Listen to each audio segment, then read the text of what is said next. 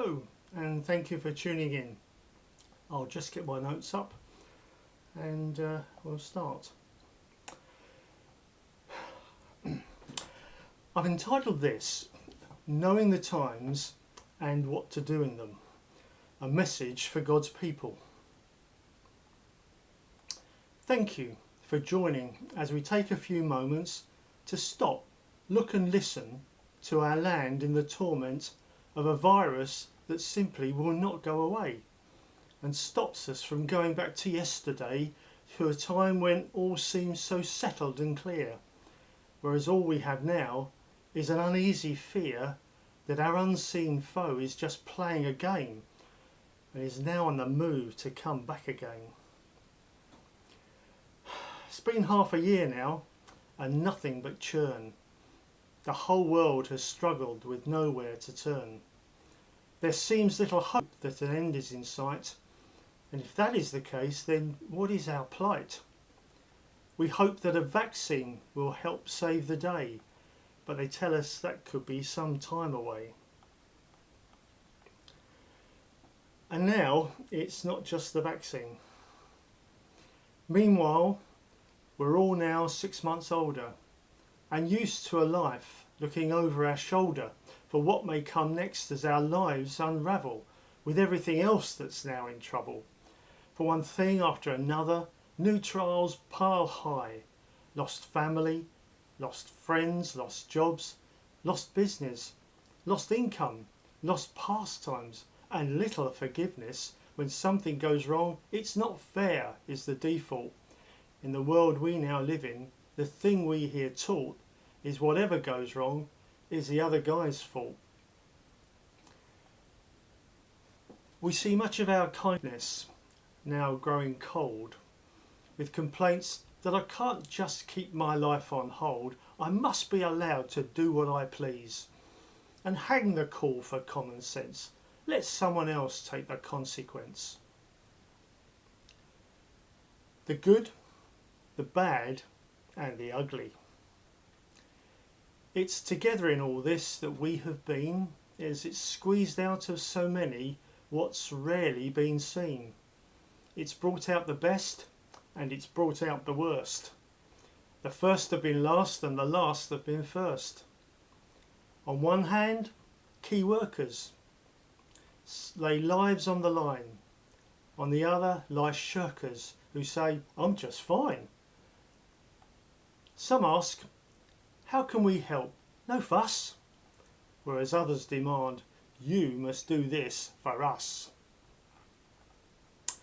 But we know that key workers and all the key men cannot put life back together again. The government can seemingly do no right, and the media seemingly does no wrong. With a pointing finger and perfect hindsight, destroy anything seems to be their song, which doesn't line up with what they define as to how things should be, as if this is their time. The truth, of course, is that we've never been here, living with such an unstable fear. No one has faced such an unseen foe, and none of us really knows just where to go. What else would any of us really do if we were in the Prime Minister's shoes?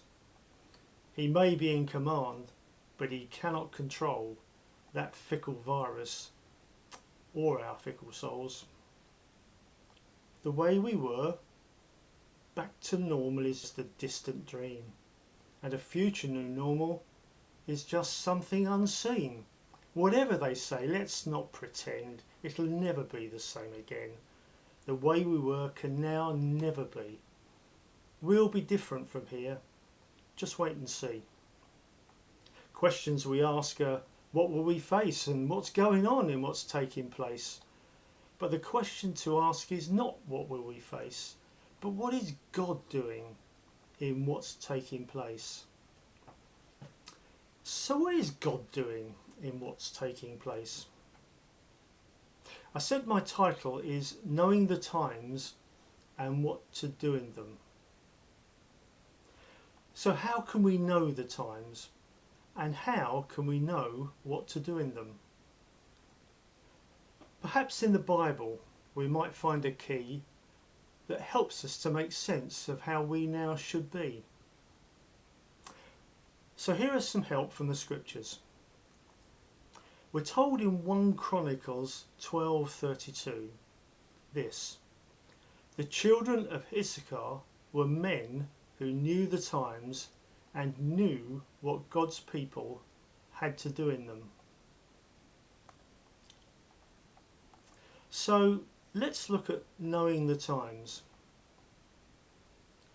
Slow down and consider God's view of the times, an assuring perspective that things with him are fine. He's still on the throne and he isn't uptight, and in his perfect time he will do what is right. God's perspective of the times from Ecclesiastes chapter 3.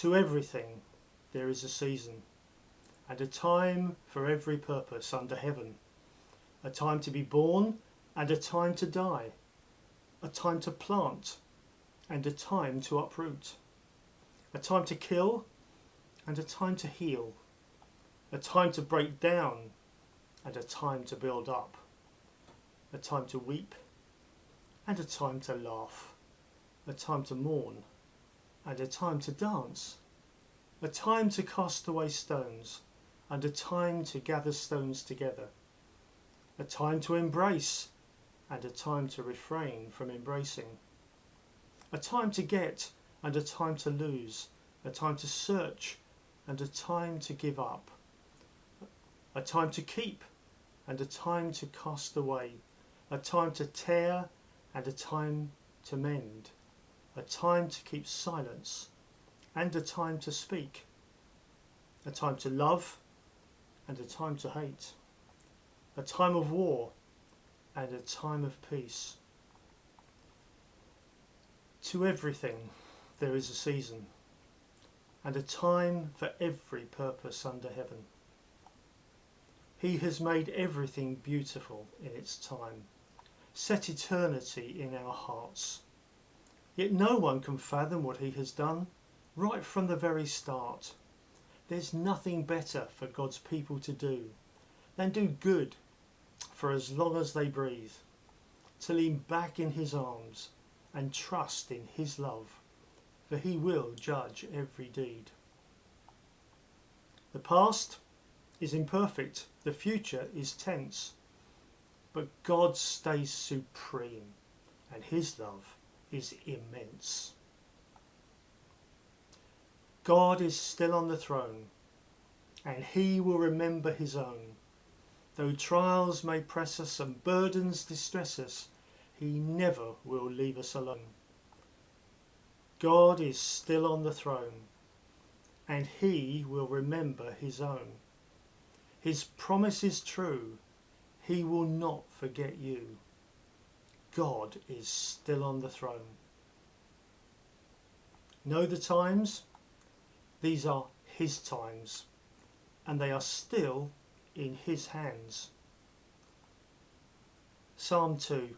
Nations are in uproar, and people plot in vain. The Lord sits and smiles, his purpose will still reign. So, knowing the times, they are his times. Okay, so what to do in them? What's he calling us to do? For God's own people, 3 things we bring. Stay alert, guard your heart, and save lives.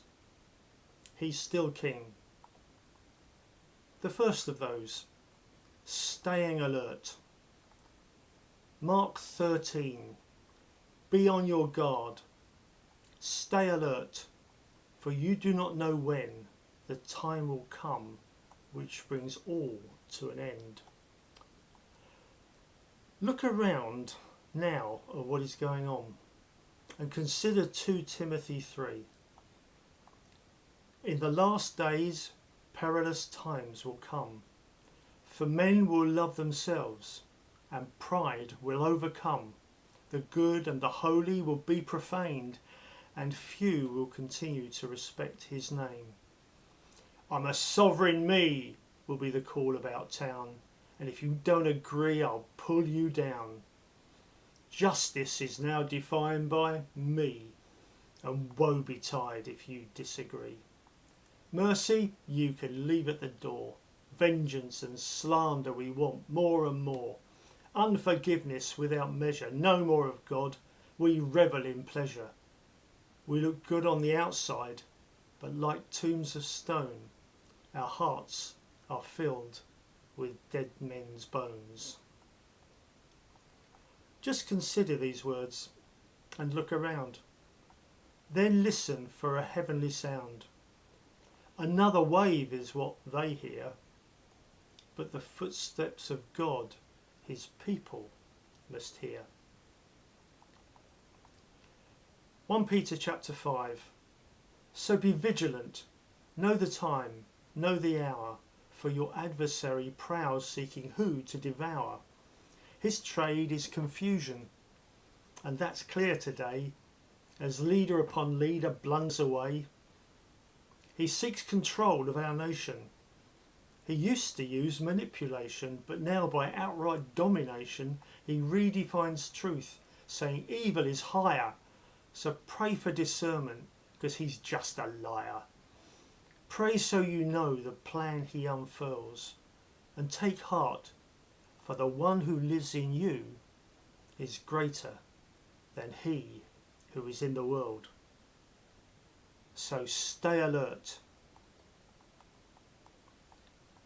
Second, guarding your heart. Proverbs 4. Above all else, guard your heart. It's the wellspring of your life. It's a place of smiles and a place of joy, but also it's a place of strife, where good and evil fight for control of your thoughts and your feelings, your mind and your soul. So look inside. How are you doing? The same heart that fears can also be brave. The heart that hits out can also save. The same heart that's weak can also be strong. The same heart that's right can also be wrong. The same heart that's good can also be bad. The same heart that's bright can also be sad. The heart that's better can still get bitter. The heart that has friends can still be alone. And a heart that is soft can turn back to stone. You see, we are saved and yet being saved. We are all work in progress. 2 lions war within your heart, one of good acts and one of bad deeds. Which one will win, I hear you ask? Well, that depends on who you feed. Know your own heart well. There's a voice we hear inside that tells us how we feel. It tells you what to think, and it tells you that it's real. It may tell you it's the truth and your judgment is just fine. Everyone has their faults, but being wrong isn't one of mine. Or it questions all you feel, your confidence undermined. Everyone else is right, but I'm wrong all the time. Neither are really true, but you know which one is you. A case of identity theft. Who are you? Now, is it really true that what seems to come out from inside you is you're all about? Has your past or your pain, this world or your pride, formed a version of you, a person inside, which need not be there, but your heart is divided by a voice which is loud but very one-sided? Who told you who you really are? What is the source of that powerful voice that says, Well, of course you are always right, or tells you you are always wrong. Who is that stroking your arrogance or undermining your confidence? The devil will do what he has to do to puff you up or to cancel you. But the devil's not God, and neither are you, and neither's that shouty world around you. So pray for discernment to know your heart well, to detect the voices of heaven and hell. Then choose you this day whom you will serve. Let Christ alone be who you choose. Your freedom is best when you've nothing to prove, for you follow him and he speaks for you. No accuser inside has grounds to condemn, for Jesus has taken your guilt and then he has defined your identity. You're a child of God, forgiven and free. So check out your heart. Every moment's a choice. Choose your attitude well and let that be your voice. Let Christ have your heart and take your knees to the foot of his cross where he'll make you free. So guard your heart. So what about saving lives? He was in the world, which was made through him, but this dark, dark world did not recognise him. He now comes to his own who are blinded by sin. But his own look away and do not receive him. Yet to all who do, who believe in his name, he gives the right to be children of God. He isn't tame, but he's very good. John chapter 1. Look around. What's your assignment? Most missed him the first time. They're missing him now. You can reveal him. So just ask him how. In the face of these troubles, some say he's not there, while others accuse and say he's not fair. But we know he's here, and he's perfectly good. Through faith in his word, we've understood that it's sin that's caused all the troubles we see, and that Christ is God's answer. His cross is the key. What we deserve and what we receive are poles apart for us who believe. He's saved you and keeps you from the start to the end, and nothing can stop him from being your friend. So take your seat at his side, see from his point of view the need of the world and what he calls you to. You go reach them the way you only can. Your assignment awaits you. Go do what you can. Your every contact leaves a trace, so trust in his amazing grace. The victory is his, we do not gain it. His purpose for us is to maintain it. So go and save lives. So what's he calling you to do? And me? Stay alert. Guard your heart. Save lives.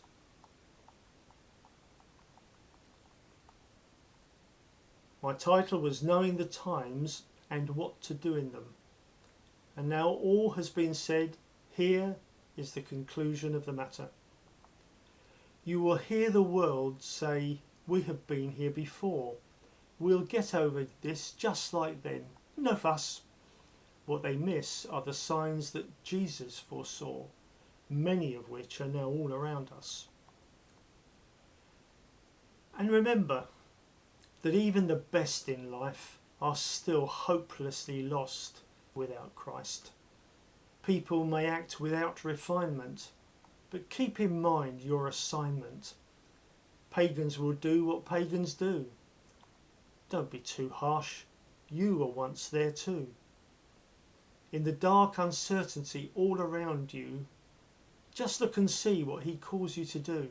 Lift up your eyes, look around and see the part he wants you to play. He's the same tomorrow as he was yesterday.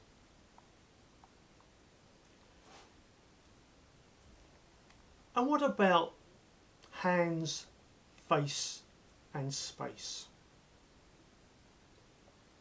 You be his hands. You be his face, to restore our land, to be his space.